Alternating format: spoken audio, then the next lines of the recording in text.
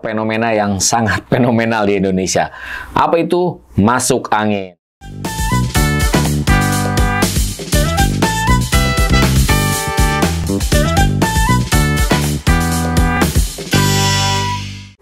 Assalamualaikum warahmatullahi wabarakatuh. Berjumpa kembali bersama saya Kang Fajar dalam acara Ngobras. Kali ini kita akan membahas sebuah fenomena yang sangat fenomenal di Indonesia. Apa itu? Masuk angin. Kalau biasa kita dengar, masuk Pak Eko, kali ini masuk angin. Kenapa harus angin yang disalahkan? Nah, ini merupakan sebuah pertanyaan yang kadang-kadang kita nggak bisa jawab gitu. Nah, kalau kita lihat literatur tentang masuk angin ini memang bukan masuk dalam kategori penyakit gitu. Atau bahkan di dalam kamus medis sendiri kita nggak pernah menemukan istilah masuk angin.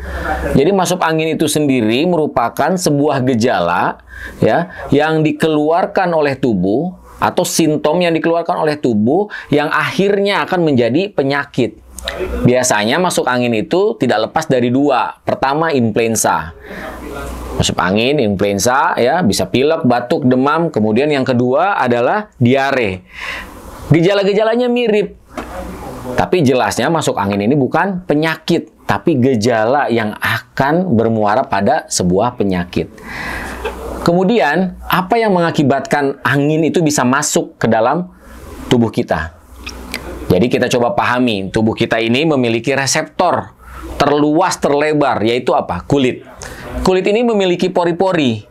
Jadi angin itu bisa masuk lewat pori-pori ke dalam tubuh kita.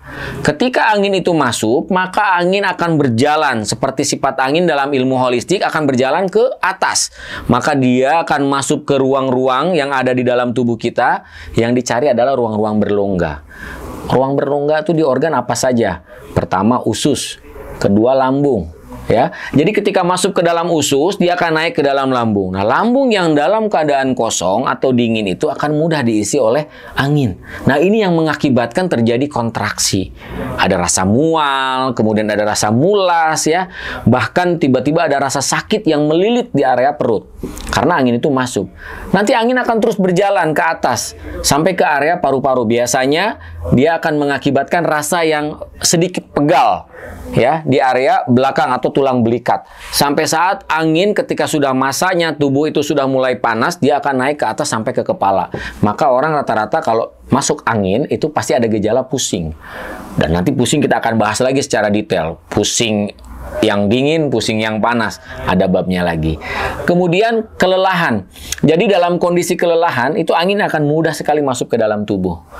Dalam ilmu holistik ini angin masuk kategori sebagai kendaraannya penyakit. Jadi ada jenisnya, ada angin dingin, kemudian ada angin panas. Ya. Kemudian ada lagi yang mengakibatkan terjadinya masuk angin bisa diakibatkan oleh virus-virus. Ya, virus-virus yang masuk ke dalam tubuh, ya, kemudian menimbulkan gejala seperti masuk angin. Dan itulah yang terjadi dengan masuk angin. Jadi masuk angin perlu dipahami bukan penyakit. Masuk angin ini gejala atau simptom yang akan berakhir pada kasus penyakit. Penyakitnya bisa apa saja karena gejala-gejalanya ini hampir mirip.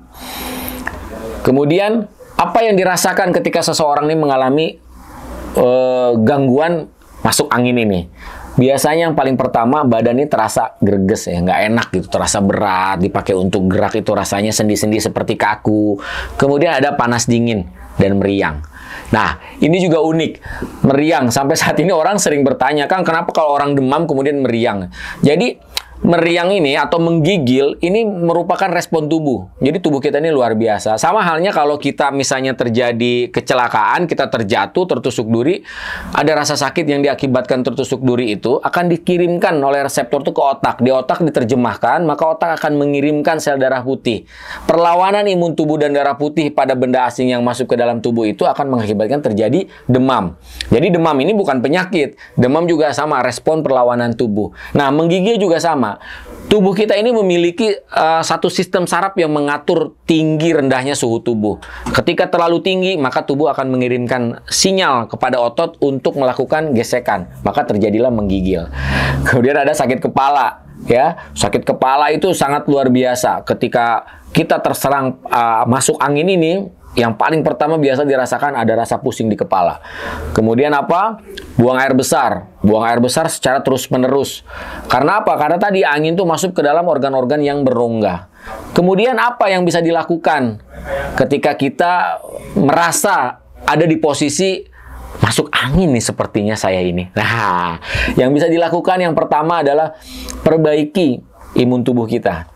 Bagaimana cara memperbaiki imun tubuh? Pastikan asupan makanannya dengan gizi seimbang. Ya, karena makanan ini sumber energi. Tubuh kita ini tidak bisa bergerak. Jadi manusia hidup itu berdasarkan 3. Energi, darah, dan organ. Ketiganya jika bagus, ya, maka akan terjadi semangat. Tadi sama. Ketika imun tubuh kita bermasalah, perhatikan pola makannya. Makanan ini adalah sumber energi, sumber tenaga. Kemudian pola hidup. Lakukan aktivitas fisik. Saat ini kenapa banyak rangkaian penyakit yang ada di dalam tubuh manusia ini? Karena manusia tidak mau bergerak lah. Tidak mau bergerak, padahal tubuh itu memang diciptakan untuk bergerak. Kaki untuk berjalan, tangan untuk memegang gitu. Nah, kita lebih senang mager, santai gitu. Kemudian yang ketiga, pola pikir. Stres berlebih juga masuk dalam kategori orang mudah terserang masuk angin. Nah, orang mudah terserang masuk angin karena stres itu karena apa? Ya, energinya habis dipakai untuk berpikir. Harusnya energi itu turun ke lambung, melindungi lambung, membuat transportasi makanan di lambung, sehingga lambung ini menebarkan hangat ke tubuh. Angin itu kan sulit masuk. Tapi ketika energinya habis dipakai untuk berpikir, maka lambung ini kosong, dingin. Angin akan masuk ke dalam situ. Yang ketiga adalah herbal. Herbal apa saja, Kang, yang bisa mengurangi keluhan masuk angin? Yang pertama, herbal itu harus yang sifatnya panas. Ya, bisa kita gunakan madu. Segala jenis madu, ya, kita punya madu kaliandra, kita punya madu propolis, gitu. Bahkan untuk anak-anak ada madu anak multiflora, ada madu anak tiflun, itu sangat luar biasa. Ketika masuk ke dalam tubuh, ya, dengan sifat yang hangat ini bisa menghangatkan tubuh. Kemudian yang kedua, kita berikan habatus sauda. Habatus sauda ini luar biasa. Ada 8 jenis herbal yang dicampur dalam satu produk yang fungsinya sangat luar biasa untuk memperbaiki sistem imunitas tubuh. Kemudian yang terakhir, kita memiliki aromaterapi. Aromaterapi ini bisa digunakan untuk menstimulan.